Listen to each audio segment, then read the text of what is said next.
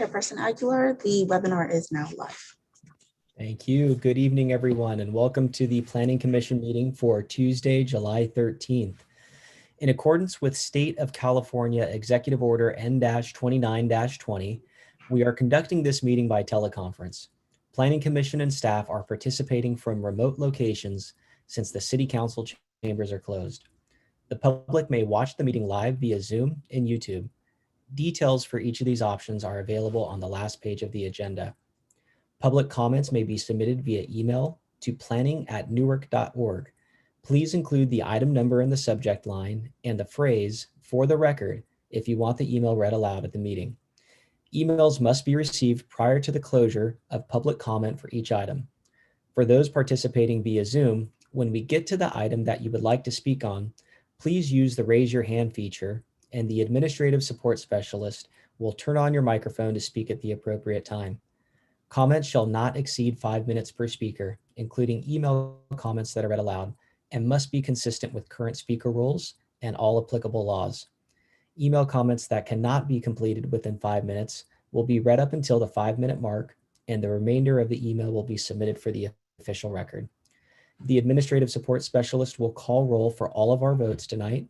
So with that being said, Administrative Support Specialist Tran, will you please call roll for tonight's attendance? Commissioners Becker. Here. Fitz. Here. Otterstutter. Here. Vice Chairperson Bridges. You're on mute. Here. And Chairperson Aguilar. Here. Okay, let the record reflect that all 5 commissioners are present tonight. Item B, minutes. Item B1, approval of minutes of the regular Planning Commission meeting of June 22nd, 2021. We will need a motion. I'll motion to approve the minutes. Okay. Second. Okay, I have a motion from Commissioner Becker, a second from Commissioner Fitz. Administrative Support Specialist Tran, will you please call roll?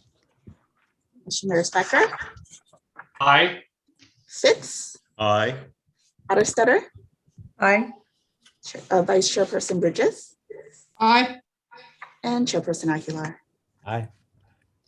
Okay, let the record reflect. The motion carries with 5 yeses. Item C, written communications. Do we have any written communications tonight? We do not. Item D, oral communications. Anyone wishing to address the commission on any planning item that is not on tonight's agenda? We do not have anybody. Okay, thank you. Moving on to the fun stuff, public hearings. Item E1, hearing of the Planning Commission of the City of Newark to recommend that the City Council amend the Newark General Plan, adopt the Old Town Newark Specific Plan, adopt Chapter 17.14, Old Town Overlay District of Title 17, Zoning of the Newark Municipal Code, amend the Newark zoning map, and adopt miscellaneous related amendments to Title 17, Zoning of the Newark Municipal Code, and adopt the addendum to the certified final environmental impact report prepared for the Newark General Plan.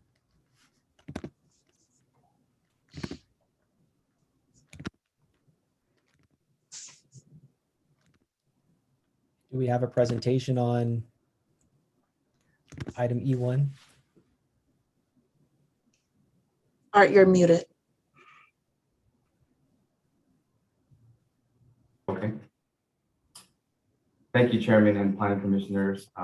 As stated, we're looking for the Planning Commission to review and consider a resolution for the items related to the specific plan. Right now, let me just take a moment to introduce our consultants that have been working with us for this time period with this project. We have Mark Rhodes with the Rhodes Planning Group, Gene Eisenberg with Licensing Planning. They had several other sub-consultants that worked with us during the process of this draft plan. Then in attendance, we also have our Community Development Department. We have Director Stephen Turner, Mental Health, and Ann Stedler from Economic Development, and Jason Imai from our Engineering Division. So we're excited to finally get this project done. It's been in the works for a while. There's a lot of work being put into it. We're excited to not only move it forward if the Planning Commission decides that's what's deemed appropriate, but to start the revitalization that we're hoping that will happen with this plan. We expect that the plan is successful in creating incentives and interest in the area so that property owners are encouraged to remodel their buildings, bring in new commercial businesses and housing, including affordable housing. Also, just as a plan to help strengthen the place we call Old Town here. So before consultants provide an overview of the specific plan and provide the presentation, I'd like to share that we have an extensive public research during this process. We had 3 community meetings. Not only did we have those 3 community meetings, 2 were in person and then 1 had to be virtual because of the pandemic. But during the in-person meetings, going back almost a year and a half now, its staff visited and introduced the concept of the plan to business owners. So that was good. There was a lot of good feedback from them. They went ahead and rewarded us by putting posters of the community meetings on their windows. And so it was good conversation there. And so we're happy that a lot of them came to the previous meetings and were able to participate. Overall, we had approximately 82 people participate in all the meetings. And it included local residents, business owners, and property owners. So now I'll hand it over to Mark Rhodes to give us an overview of the draft plan.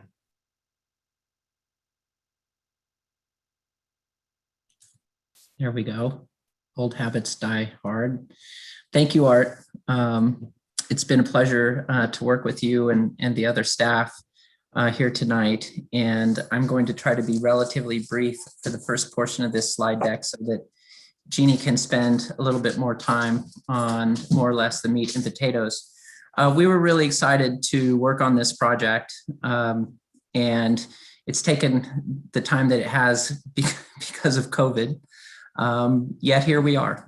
We persevered through all of it, and I think that we have a really solid plan and I'm really happy about several of the components, the land uses, the development standards. And, I think that probably one of the most important factors that underpinned this whole plan was staff's allowing us to conduct the market snapshot, which you all saw a couple of years ago now, and we can talk more about that later, but that really did help inform this project from top to bottom. So let's go ahead, Jeannie, to the next slide. The agenda for tonight's presentation is to give you a little bit of an overview and the process recap. Then Jeannie's really gonna highlight the specific plan and then walk you through the CEQA piece. But again, that number 2 portion right there, the specific plan highlights are the most important. Next slide. So let's take just a second and take a look at this map because it's really interesting in a whole lot of ways. First, not the least of which is the fact that the Old Town specific plan of today, the Thornton Avenue study area, is much smaller in scope and scale than the historic specific plan from 1990. This allowed us to focus on streetscape improvements and use and development standards in ways that would have been far more difficult, but also allowed us to be more targeted in how we approached this project. The other things to really have in the back of your mind here are the rail lines, the proposed and potential rail lines. And as you can see with those sort of bar dotted pathways, that in the future, and it's going to be a ways away, but there's going to be potential rail transit intersections right here next to Old Town. And that providing that kind of transit access will be really a game changer for this area. As it stands, I believe Art let us know a while back that we're looking that AC Transit is looking at providing 15-minute headways down Sycamore, I believe, at least, and that's something. That's a start at some transit orientation. Next slide, please. Again, here's the planning area boundary that we were looking at. Thornton Avenue right down the center of it and its bend. We had Sycamore more or less to the south and Elm to the west and Cherry to the east. But the important piece of this is really that stretch of Thornton, or the focus, especially for the streetscape improvements, was that stretch of Thornton Avenue right there. Next slide. Art talked about these meetings already. I was impressed by the community that showed up for both meetings, and especially the first meeting. There was a high level of interest. We provided an overview. We provided some thoughts about land use and access and the Thornton streetscape. And what we heard with a lot of questions, a lot of comments from constituents was concerns about parking and traffic, but broad support for the streetscape improvements. And then a really strong desire to sort of look at historic elements of Old Town Newark and how things of that nature might be incorporated into the project. Next slide. So at our second meeting, June of 2019, we presented the market snapshot with our economic findings and the traffic findings. And we can talk more about that later, of course. The programming for the public realm and how we start to address that, and then some thoughts about district identity. And there are a lot of comments on the district identity piece, but the outcome of it was, of course, trying to find ways to weave that identity and historic aspects of the Old Town area into new development, new streetscape furniture, things of that nature. High level of support for the streetscape and the pedestrian bicycle improvements. And then a real strong desire for community programming and gathering spaces. And we've talked about that with Anne, who's been wonderful to work with on the economic development side. And then, of course, support for new housing and retail development. We want to intensify the heart of the Old Town area. And the best way to do that is going to be with new housing, which will drive ultimately new retail development. But right sizing these things are what's most important for this particular part of the community. Next slide. And staff held the virtual open houses with Zoom office hours and things of that nature. So it was really an extensive sort of public input process for this. And I think that we spent a good fair amount of time really understanding the comments that were provided and finding ways to weave those elements into the specific plan that's before you tonight. Next slide. We start, of course, with what do the city's existing policies have to say about the area that we're working with? And for that, we relied on Newark's 2013 general plan. And what's interesting here is each of these bullet points, I think, is very strongly represented in the specific plan document that's before you, that the Old Town should be a commercial and cultural center of Newark, that it's a place to drive to rather than through it. So it's a destination, not just something along the path. And that it really should better reflect something along the lines of a traditional Main Street for Newark. And the actions there are streetscape and facade, mixed use zoning, infilling underutilized sites, and then the project that's before you tonight, an Old Town area plan. Next slide. The market snapshot that I referred to before really helped us get a much better handle on Old Town's diversity, its housing prices and its housing stock, the adjacent neighborhoods, the retail offerings. It allowed us to really bore down on the rents as they are right now. And what's nice about Old Town Newark is that the rents are relatively reasonable compared to lots of other near in Bay Area locations. And of course, the rents for new housing will be substantially higher than it is for the existing housing. So that becomes a really important factor. Commercial rents are lower in general compared to Alameda County. Development costs remain high. And the wood pricing, the materials pricing that was sort of perpetrated during COVID was put a lot of projects on hold. That's stabilized and starting to come down, but has been a significant factor over the last year and a half. And of course, the primary factors in shaping the development standards and land uses were the land price increases.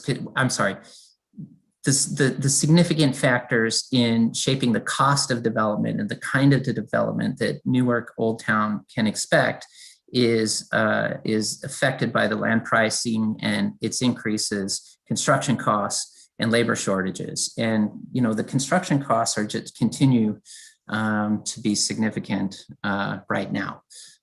Next slide, please. So just to actually, let's go back real quick, Jeannie. Sorry about that. Putting that market snapshot together really also helped us understand what's really going on in the Old Town right now. What are Old Town's strengths from a retail perspective?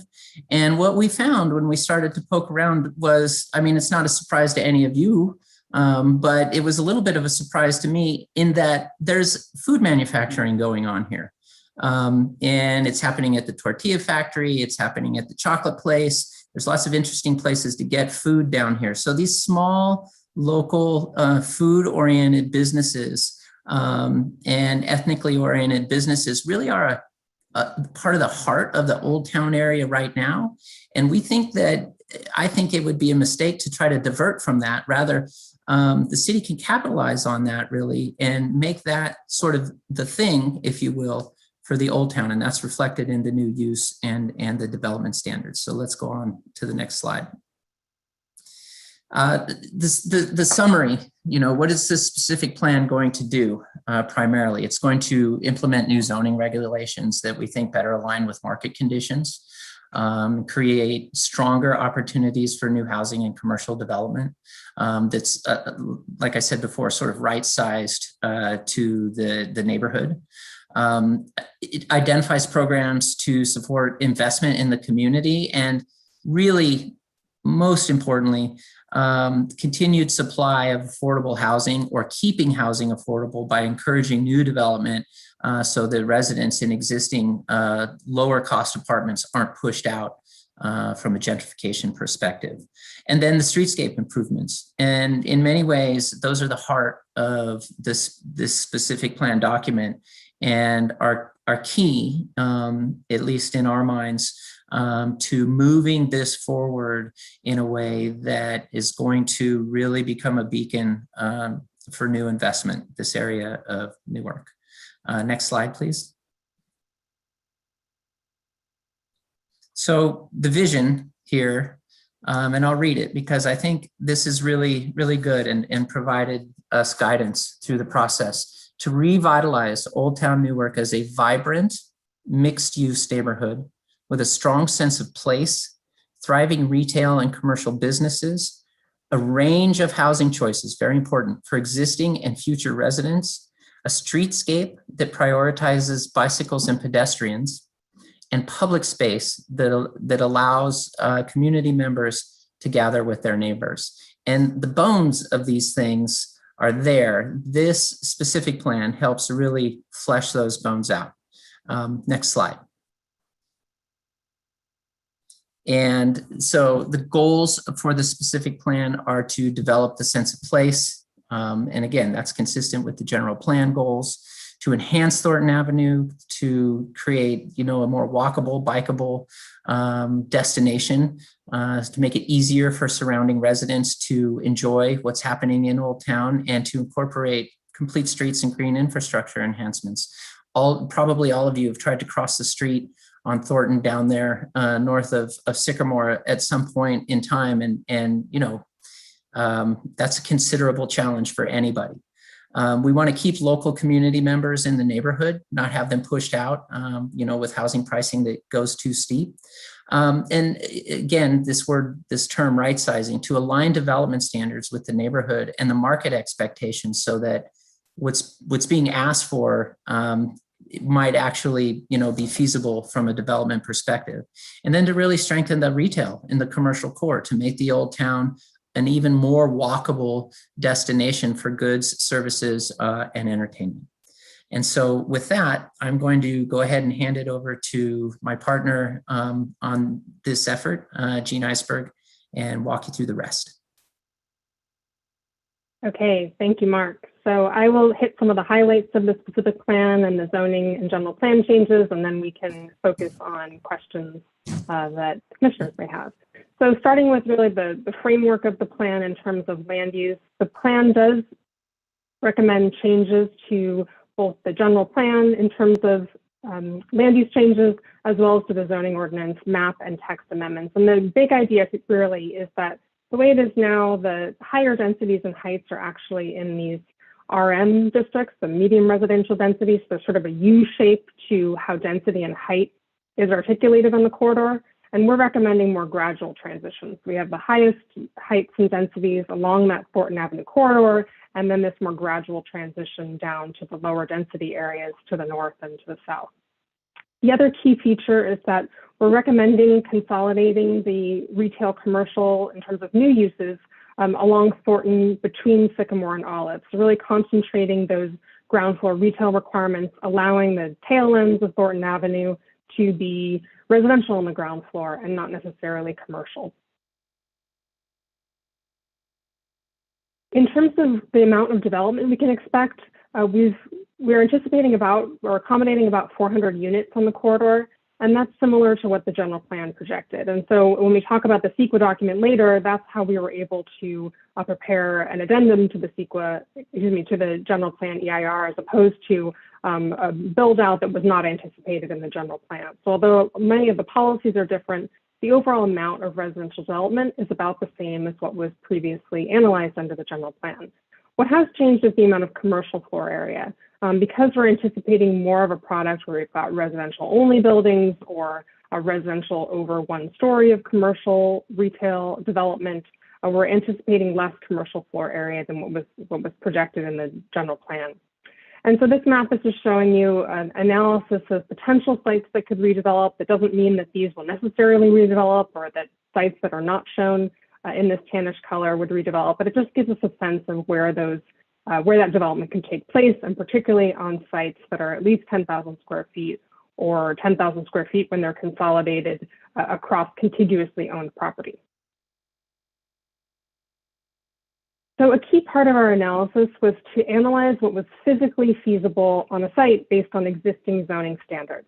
And so what we found out is that the very type of development that was anticipated in the general plan, that pedestrian-oriented mixed-use development, was not feasible based on the development standards that are in place today. And so we started testing elements such as height, density, parking, to see what could actually fit to create these type of typologies that both the general plan anticipated, but also that the market is building in the East Bay. Mark talked about the types of development, the construction costs, and this is a more feasible development for a developer. But we also, once we looked at the physical situation, we also looked at a pro forma analysis and did a feasibility testing on whether this development could actually pencil for the developer. And it is tight. As Mark indicated, construction costs are high, land costs are high, and the rents here are actually fairly low. And that's a good thing for tenants in the area, but it's harder, it's a tougher balance when we're talking about a developer coming in and having certain expectations about their returns.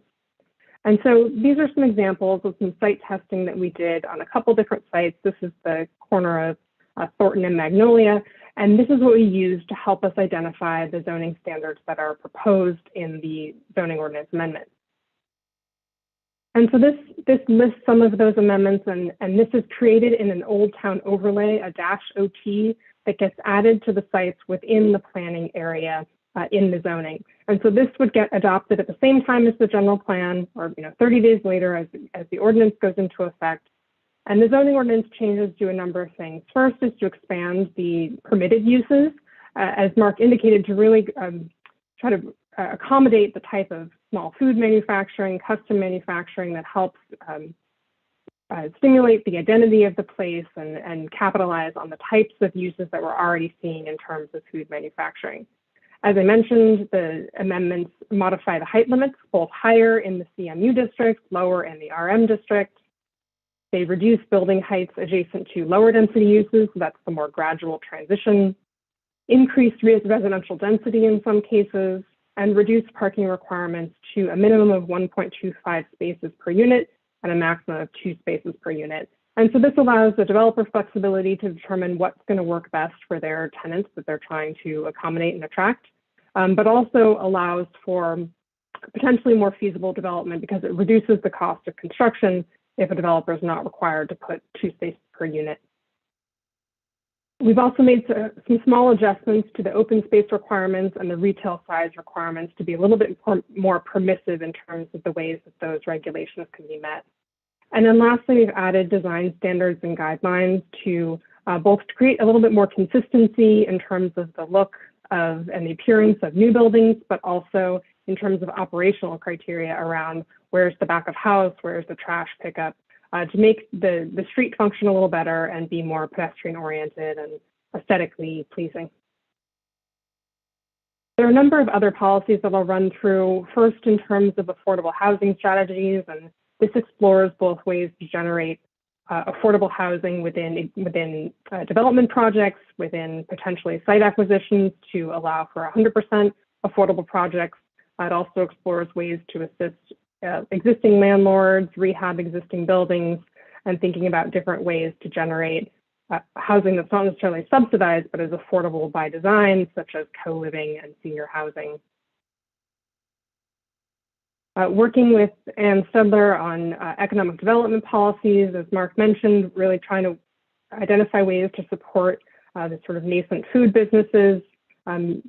This idea of a pilot facade improvement program, which would be a grant program to create or improve the look or the facades of existing buildings on Thornton and the rest of the planning area. And then really to utilize the existing structures and resources that are in the local community and the regional community, such as the chamber, businesses supporting other businesses within the community to capitalize on resources that already exist. And then lastly, as part of the Streetscape project, it will be disruptive. And so we've included some ideas for how to make that a little easier on businesses during the construction of the streetscape while the sidewalk may be torn up. Now getting to look at the fun and beautiful pictures, this is the key concept for the streetscape plan. And the main idea is to remove one of the travel lanes and narrow the existing travel lanes, and that creates room to add bicycle facilities and to widen the sidewalk. So to really create more of a multimodal corridor. And this is consistent with what has been adopted in the bike and pedestrian master plan. And so implementing that plan through this specific plan. So we've got some cool features like this entryway arch to the district. You can see the wider sidewalks here, the one lane in each direction. Continue to have on-street parking in most locations, but some bump outs to reduce the crossing width at key locations. You can see the extended sidewalk here. It allows room for outdoor dining, opportunities for parklets, and additional area for sidewalk furnishings, for bike racks, for bigger trees. In terms of other public realm improvements, trying to utilize some of the leftover spaces like this end of the cul-de-sac at Magnolia Plaza, and to think about different ways to program that both from the city and from the community. And then also working with private property owners and thinking about existing private spaces that may be temporary now, but ways we can continue to work with the property owners to utilize those as publicly accessible private spaces in the future. And then also including improvements to the bus stops through bus shelters as part of the streetscape plan. And again, this is helping to implement policies and programs in the ped and bike master plan. So shifting more into implementation, what we've tried to do is create an entitlement path that is more clear for developers in terms of what they're going to do to move through the entitlement process. There are a number of sites within the planning area that have potential hazardous materials subsurface and that are on the Cortesia list. And so we created conditions of approval for those projects so that they submit a soil and groundwater management plan, which doesn't necessarily trigger additional CEQA requirements. Rather, we've identified what those requirements are upfront. Likewise, a number of these parcels that are going to be in close vicinity of the railroad tracks, which obviously can produce noise and air quality impacts, as well as just general appearance. And so we've provided policies and conditions for requirements to mitigate those potential impacts. In terms of infrastructure, the specific plan includes a detailed infrastructure plan and identifies places where there may be capacity constraints. For example, there's some 6-inch sewer and water lines that, depending on the density of a development project, those may need to be upgraded. And so those improvements could be done by the utility company or could be done by the developer. The city may also help to coordinate a fair share program to help, help upfront as developers come in and then get paid back later. In terms of implementation, I mentioned that much of the specific plan would be implemented once the zoning is adopted at the same time. So that's a key part of many of the policies relate to simply the adoption of those zoning amendments. The implementation chapter also lists a number of policies and programs that would get implemented mostly by the city and to some extent by the private sector. It lays out an entitlement process to make it clear to applicants, to community members, to decision makers, what they can expect in terms of the entitlement process. Projects that are consistent with the specific plan would be eligible for streamlining under CEQA, which should limit their entitlement period. And then, as we mentioned, the pro forma analysis of potential development in the corridor, it is pretty tight. It's going to be difficult for some of these projects to pencil. And so we have a few different ideas for ways that the city can help engage property owners and developers. And one idea is to offer a short-term break on impact fees for a short time period once the plan's adopted as a way to encourage the first projects in the door. And then lastly, we have a whole appendix on financing strategies, which the city is already employing because staff are already working on the grant ideas for a Streetscape Plan, and we'll be preparing 35% level drawings to help facilitate that Streetscape grant process. Moving into the CEQA analysis, there was a traffic analysis done to support that CEQA analysis. And so that traffic analysis identified potential impacts related to the removal of the travel lane and related to the Streetscape project overall.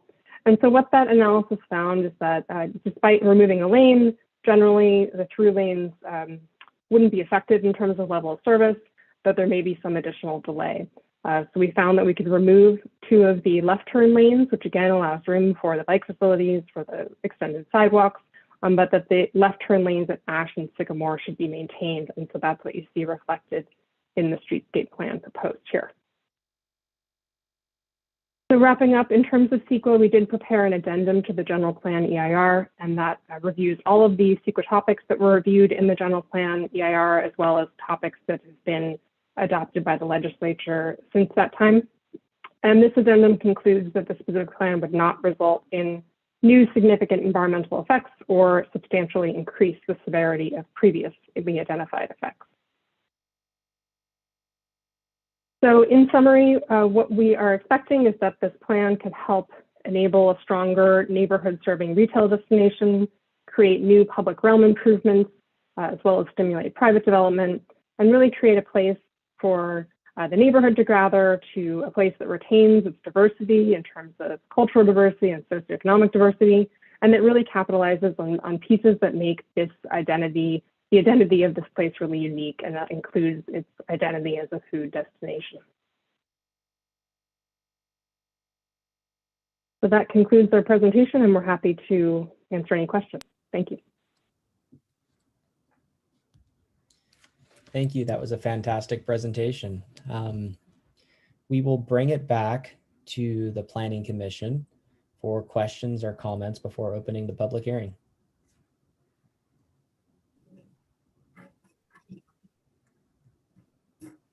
Any questions or comments?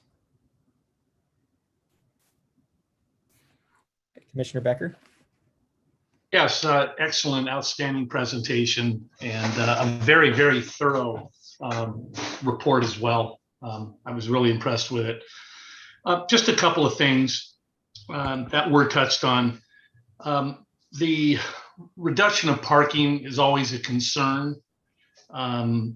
Anytime you reduce the requirements, of course, there's always that concern that what's the impact going to be on existing residential that's down there, and also how's it going to impact the commercial parking as well. So I don't expect a specific answer on that one. It's just more of a general concern that I have. And it's just got to be done. And I would assume it would be in a very intelligent way where those types of impacts would be mitigated. I absolutely support and encourage the affordable housing element to this plan. Again, we definitely have a need for affordable housing in the community, and all of these new projects that are coming forward, I think not only the commission, but I think the council is looking for affordable housing projects that can actually be built and that are incorporated into the new development, residential development projects. And I understand details regarding that will have to come later on down the line. In order to narrow Thornton Avenue, are there any additional approvals that have to be obtained in order to make that happen? Jason, can you help me with that one? Sure. Good evening, Commissioners. Jason Imai, Assistant City Engineer with the Public Works Engineering Department. No, there would have to. There are no additional approvals that would be need to be made to narrow, I guess you could say, Thornton Avenue from 3 to 2.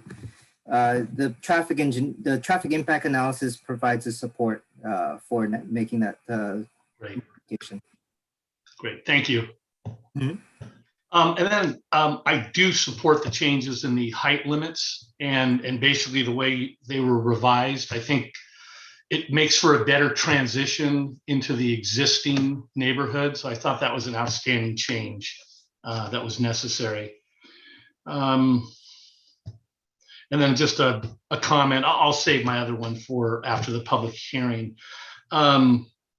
Anybody that deals with the railroads knows what a challenge it is. They've got a storage yard down there that's been a problem for literally decades. I'm not sure what, they have a lot of, control over their property, obviously. And I think I just wanted to make sure everybody realizes that while we can work with them and we have worked with them, they basically are going to do what they think is in their best interest. And I think it's important down there. Obviously, you've got that storage yard that's down there that does become a problem occasionally, and anything that we can do to try to clean that area up is a positive, I think, for this project. And I'll leave it at that for now. Let somebody else jump in. Thank you, Commissioner Becker. Are there any other comments or questions? Commissioner Fitz? Yes, thank you. Yeah, what an outstanding report. Boy, a lot of my questions have been answered. That's very, very complete. I had some questions, and it's more, and Commissioner Becker touched on it too, is concerning the railroad there. It looks to me like we're having something new that had been injected into this mix just from the last year when they're going to reroute the main north-south line through Newark and have an Ardenwood station, and they're coordinating with the people who are doing the Dumbarton Rail. Have we got enough area down there where if we had to put a train station and parking that we can keep that earmarked to keep that open as a possibility down the road that could happen and not end up doing something that might eliminate that? Because I know we just did some good work down there in the TOD area in the Bay Shores where we reserved some spot for the railroad station and some development with the low-income housing above retail. I think that makes a real nice mix, and I would hope that we could be able to keep that option open to us if that need arises in the future. It's a significant amount of property that's involved with the railroad property there, and so we can keep after them to keep that stuff going, and I think that might be a nice big opportunity down the road 10 to 20 years from now. That's all I had on that. Thank you, Commissioner Fitz. Commissioner Bridges?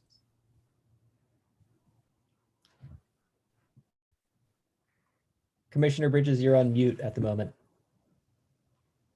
I had a number of questions that I was going to ask, and I can't even find them now on the packet's so big. But I did think about a lot of the businesses that are down there that are, a good portion of them are very small Mexican food restaurants.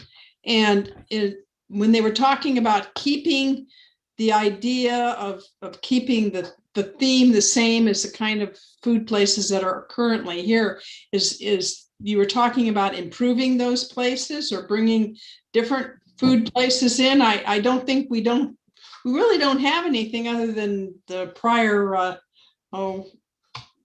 hamburger plate. There's a hamburger place down there. But other than that, most of them are just Mexican restaurants. So what are we going to do about that, bringing in something different? I think what the consultant was saying was more that we should have policies in place in the draft plan that will encourage those types of businesses to continue to operate and continue to come to the area, but not necessarily about the type of business it was.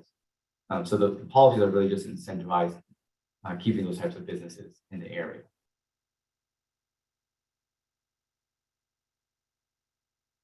What is the time frame of when we're going to start in some of this projects? I looked at the 400 houses, and after I found out it was a 20-year project, I stopped worrying about that. But when are we going to? What are we going to start with, and when are we going to start? So obviously there's a large implementation section to this, and so from the analysis, the 400 units is kind of the max of what would be allowed, so we can stay under the CEQA analysis that was previously done. So those units are available, and as projects come forward, obviously the density will allow for that, and we'll be able to allow those projects and review them so they're aligned with that number of units. But we don't have projects that are being proposed at the moment. There's some that's being discussed, but there isn't necessarily a project waiting in the wings. So what we are going to start is we're going to be aggressive with the streetscape. So that's one thing we are going to do. That's why we want 35% plans, so we can then go after the grants, and then the city will also finish those plans, and that'll give us more points or give us the ability to really get some of those grants. And the city's going to have to also match, probably some of those grants. The city's going to have to put forward some money also. So that's likely what's going to happen, and will be what staff will be working on. In addition to that, we still will have to do the removing the truck route from Thornton Avenue. That's a general plan amendment. So we will do an analysis on that as a city, and then we will come back to you with options on what we think these routes are going to look like afterwards. And then we'll ask for you to approve a general plan amendment on that. So those are some of the things that will be coming afterwards. In addition to, we've talked about reducing some of the development impact fees. So, we need to discuss what's that going to look like. So we will discuss that internally, and we will also bring that back to you as a separate action also. So those are the things that we'll be working on to moving this project forward, and hoping that during that time, there will be that interest, and people and developers come in, and maybe other restaurants of other types also. And they'll see the changes, and they'll want to be part of that future that's envisioned. Thank you. Commissioner Otterstetter? I really want to echo what my fellow commissioners have already said, but the parking concerns is always going to be a big one. We've got to keep our eyes on that to make sure that there is enough parking that allows families and people to come into the area once it gets redeveloped. I was very excited about the affordable housing and very excited about the food incubation opportunities and areas, and having that as a focus for the area. I think that'd be a huge win for us, and something that would be different and bring people to the city. So, Anne, I know you're going to have your hands full, trying to help fill out all those storefronts with that type of business, but I think that'd be really great. I did have one question about Watkins Hall. It was not listed as one of the historical sites that had been identified, but I thought it was a historical site. So I'm not sure who can really address this, but is there a plan for Watkins Hall? What's the status of that? From the city side, there's not a plan for it. Jean, maybe you could assist me with this one. I don't remember that it was not listed as a historical site that I remember. Is that correct? That's right. So it's not a designated historic resource. We have identified it as an opportunity potentially to rehabilitate it for affordable housing or some other public use. But that would probably mean tearing it down. Is that, I don't see how it could be rehabilitated for that kind of use. It is existing structure. Right, so right now, there's no plans for it. That's some discussion we would have to have once as somebody who wants to build affordable housing, and if they want to use that site, we would have to have that discussion whether or not, what does the city want to do with it? That's something that we'll probably have to come back to you and decide. You know, do you Okay, want to move it? Do you want to have a different home for it? That obviously happens in other cities. Or do we want to try to incorporate it somehow and create some kind of historic structure that is, you know, similar in architecture with it and kind of just incorporate the likeness of it? Those are things we'll have to discuss when the project. okay, and it is owned by the city though, correct? Yes. Okay, thank you. Thank you, Commissioner. Commissioner Fitz. Yes, that I just muted. Okay, there I am. Yeah, the discussion on Watkins Hall, I talked with Art earlier about maybe having a list of city-owned properties that are located within this planning area. I know that there's an abandoned fire station up Thornton Avenue too that's also vacant in addition to Watkins Hall. And I don't know, are there any other properties of any significant size in this market area that the city owns that could maybe use to be consolidated to maybe combine properties and stuff like that to allow maybe some affordable houses being built on it? So there's 4 properties in the district. I think the 2 ones that have potential are Watkins Hall is one of them. A block behind it, you have this other old fire station. Those are really the only 2 that, if you combine them with other properties, could be a potential project. They're still a little bit on the smaller side. The increase in densities will help, but I think it will take additional lots to get a financially feasible project on those. Well, it's good to keep that in mind because that if we needed to generate some funds perhaps to move this landscaping and Thornton Avenue improvements, perhaps selling those properties might be able to generate enough money to stimulate further development along Thornton Avenue. But we do have the work plan that you recently reviewed that City Council approved back in May. So there is there is monies as part of our affordable housing impact fees that we charge. So once that plan gets going, obviously the Old Town will be one of those areas that we look at where there's hopefully potentially an opportunity housing, and then maybe we can look at those sites at that point in time. Thank you. That's all I have now. Thank you, Commissioner Fitz. I have a couple comments and questions, and I'll start with comments.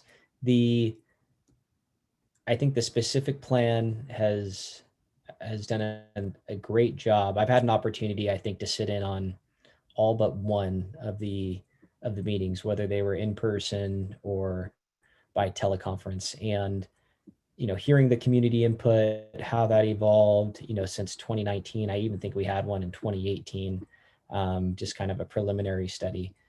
And I feel like the specific plan captures much of what the community has voiced over the past 2 to 3 years. And so excellent job there. One of the items that sticks out to me is top priority are the infrastructure improvements. And the narrowing of Thornton, having the archway, the widening of sidewalks, to Commissioner Otterstetter's point of, really building on this theme of having little local eateries that could be very synergistic, and something that you don't see necessarily in other nearby communities. And Newark's centrally located enough to where we can be a benefactor of creating that kind of synergy. So I think back to the infrastructure improvements and how I think it feels like what I'm hearing, the ball is in our court to move that along in terms of getting the drawings to 35% complete and applying for the grants. So I guess my question related to that is, if everything moves forward, if a specific plan gets recommended for city council and city council were to approve, what are the next steps and what is the timing involved before Newark starts, could essentially put a shovel into the ground? Jason, maybe you can help me with that question. I know a high level, but you know a little bit more of the detailed steps of that. Sure. Good evening again, commissioners. So as the team mentioned, 35% plans are being produced by one of the consultants engineers. That's a key step in applying for grant funding. The grantors would rather award money to a project that's what quote unquote shovel ready. 35% is not shovel ready, of course, but it gets us a foot in the ground and it makes us a little bit more competitive. As part of the 2020-2022 biannual budget and capital improvement plan, the city has funded the design for the remaining design for the Old Town Streetscape project to bring it to from the 35% design level to even up to 100% and ready to bid projects, and that is funded. However, what is not funded is the construction. So the 35% plans will give us an idea, a better idea of the magnitude of cost for the streetscape plans. And again, as the plans are developed, the design is developed, the closer we get to shovel ready, the more competitive the project becomes on the granting landscape. But that doesn't mean the city can't find funding for it elsewhere.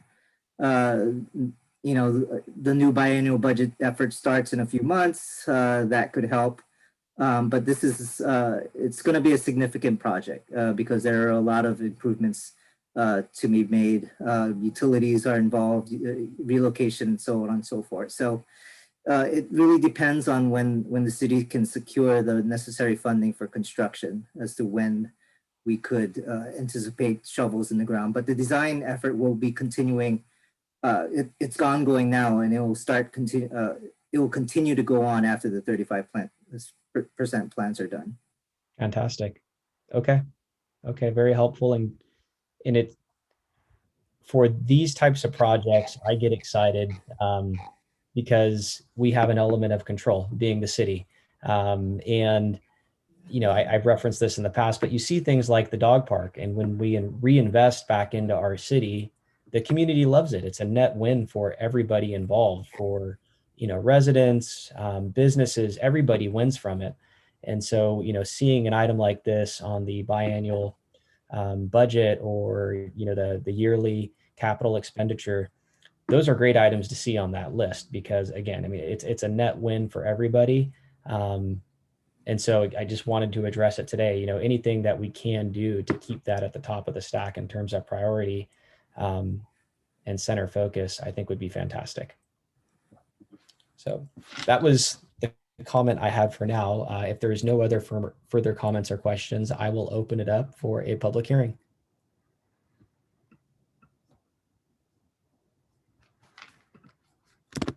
And as a reminder to the attendees, please use the raise the hand feature if you would like to speak.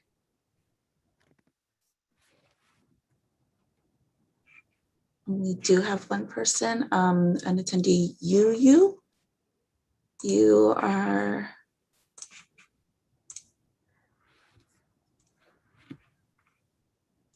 You should be able to speak now. Please keep in mind you do have 5 minutes.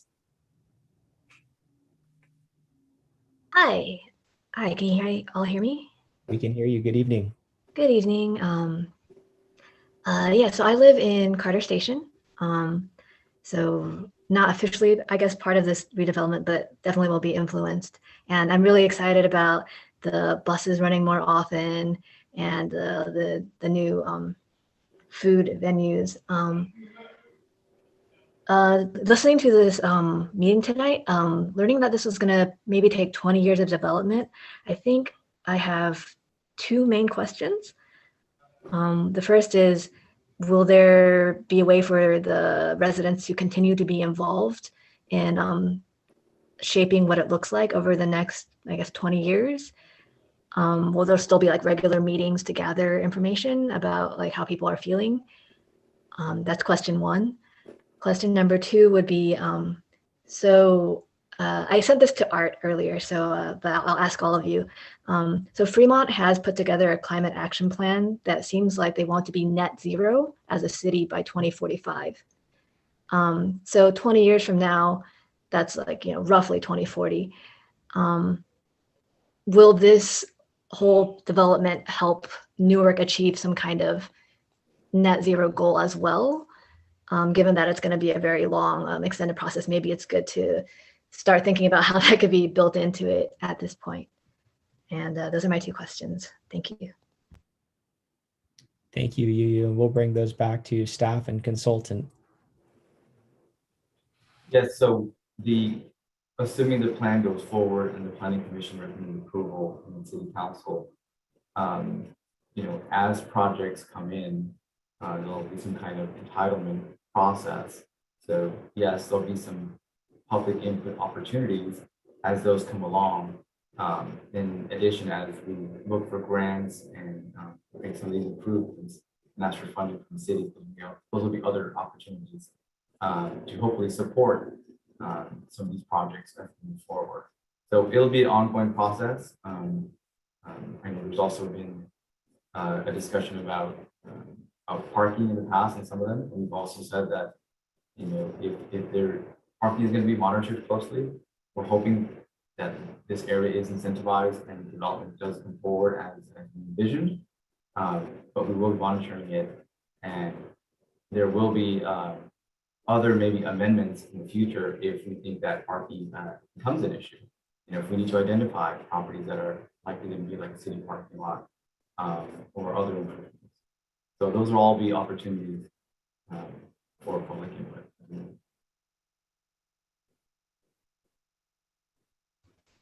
Thank you. Oh, I'm sorry, and you had one more question. That was about the net zero that we want.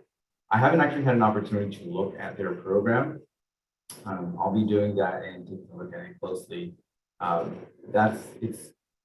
It's pretty far away, so I'll have a little bit of time, as this plan develops and moves forward, and as we look at, general plan amendments, whether it's through the housing element changes that we'll be doing, within the next year or 2 here. We'll take a look at that and see how those policies would influence these projects and this plan. Thank you.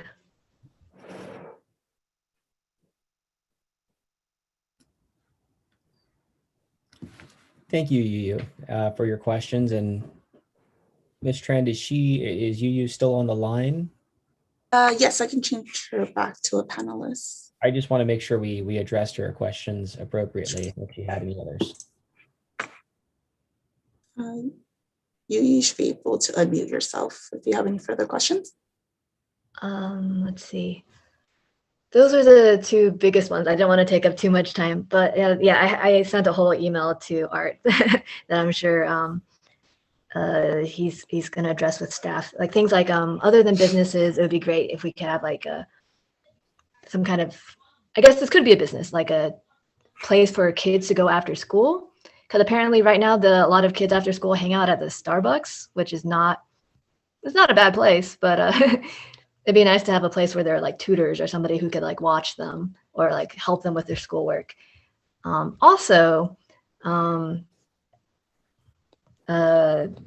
There's been several heat waves already this summer, and there might be more, and it would be nice to have a cooling center that the community can go to if there are more heat waves like in the next 2 decades. So yeah, on top of like the businesses, the food places, the restaurants, those are amazing. It would also be great to have a community space as well. Thank you. Thank you. Commissioner Bridges. Just wanted to comment on, she was talking about some place where they had tutoring and so forth. Although we're not talking about Old Town, the library, as soon as it's opened, is going to have significantly more tutoring. It's going to be wonderful, and there'll be lots of places for our young people to go. And I'm looking forward to it opening on October 9th. That's it. Nope.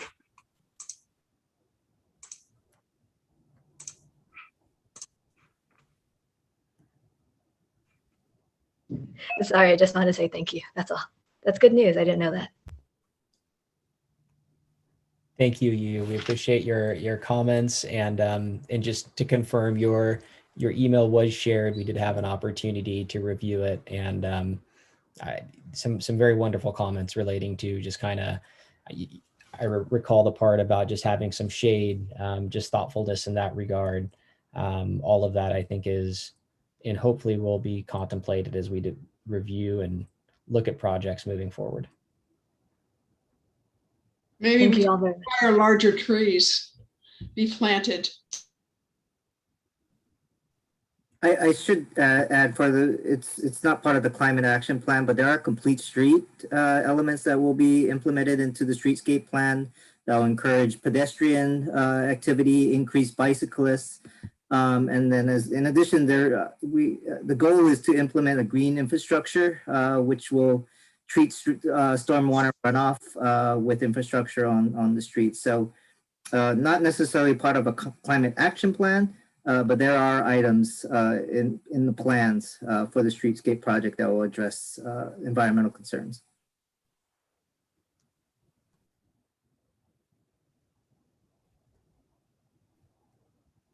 Thank you all very much. Thank you.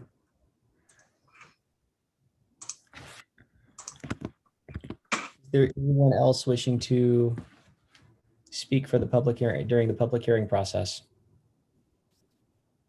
No, there's not. Okay, seeing not, I will close the public hearing and bring it back to the commission for any comments, questions, or further thoughts.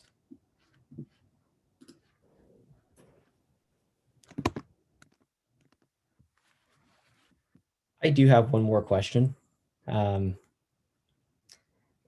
Art, I believe you had touched on it briefly, relating to, and this all kind of dials into just kind of promoting pedestrian friendly or a pedestrian friendly environment. And it's the elimination of kind of this truck route, and how that could potentially be, I believe it's an amendment to the general plan. Can you walk us through what that process looks like? What are next steps? And no prejudice against trucks per se, but wanting to create a walkable environment definitely feels like a priority we want to have here.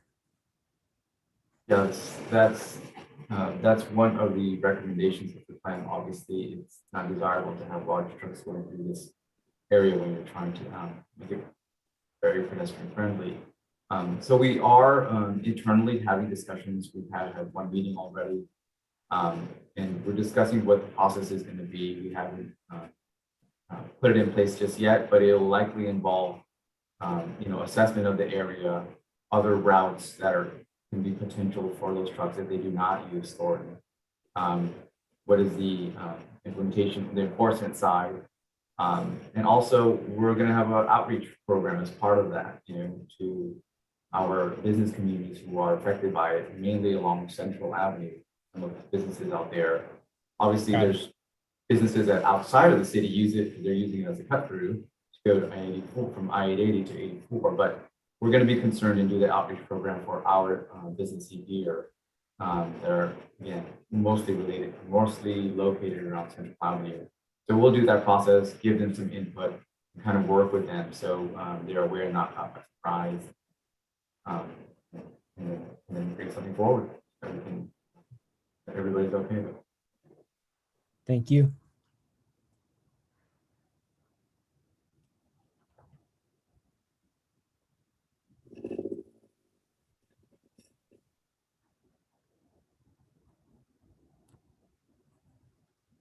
Any other questions or comments? Commissioner Otterstetter. Sorry, I just want to bring up Watkins Hall one more time. And I am concerned. I realize that the building itself does have a lot of earthquake updates that would have to be put into it to make it a viable building again. But I really hate to see us even considering getting rid of all the historical in historical Newark. I know that there was a plan back when to make it a museum on the bottom level and maybe some kind of entertainment space up above. But I really hope that we do continue to investigate that alternative rather than trying to sell the property or have it torn down. I would like to keep the personality and the history in that area if we possibly can. So that was, just wanted to bring it up one more time. Thank you.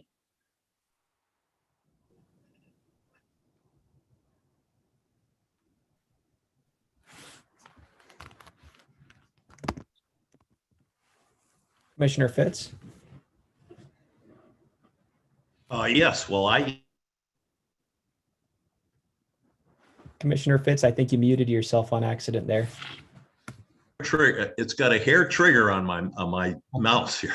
Okay, I'm back in action. Yeah, I think that I think I've heard enough here, and I think we've got a good project, and I'd like to move this thing forward and make a motion to approve this specific plan if we can right now, if there's no other further discussion.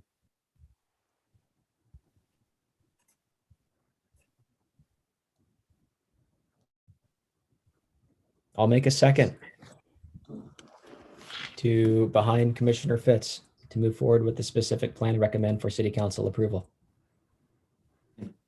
The record can state that that's the recommendation of the Old Town Newer Specific Plan and associated general amendments, zoning map and text amendments, and the addendum to the general plan EIR. Yes, correct. That's correct with my motion. And just to add a little bit behind it, I feel like the staff and our consultant did an excellent job in capturing the community input over the past 2+ years. It's very clear within the document that we have various viewpoints and careful thought, and it's the groundwork needed to have a catalyst to have this area revitalized. So that's the rationale behind my motion. And so Administrative Support Specialist Trad, we will, can you please call roll for the vote? Commissioners Becker, Aye. Fitz, Aye. Ottostetter, Aye. Vice Chairperson Bridges, Aye. and Chairperson Aguilar. Aye. Let the record reflect the motion carries with 5 ayes. Although I did not mention it earlier, I was very impressed with all the documentations that we've been getting, not just during the last Planning Commission meeting, but even here. I mean, it's just, we even have pictures of the plants in some cases when we're building places. So I'm very impressed with the good job that they've done. I agree. It was a fantastic, well thought out plan, and it was very clear and evident when reading through it. Nice work. So moving on to item F, staff reports.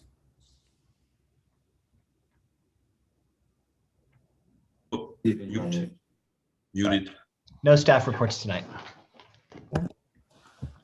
Item G, commission matters. Item G1, report on any city council actions.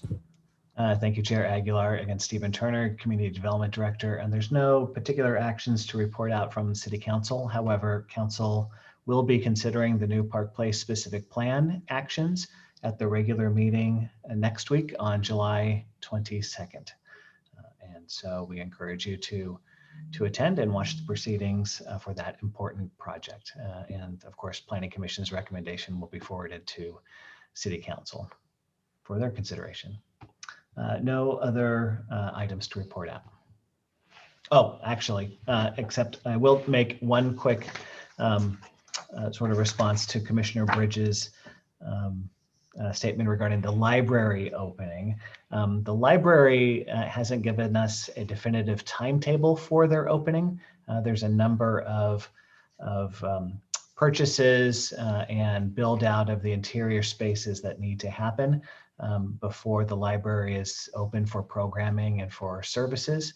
So we don't have a definite timetable. We're working closely with the county to understand the timeline for that, but we don't have a specific opening date at this time. However, we do expect that the Civic Center grand opening to take place on October 9th, at least for the City Hall building and for the police building.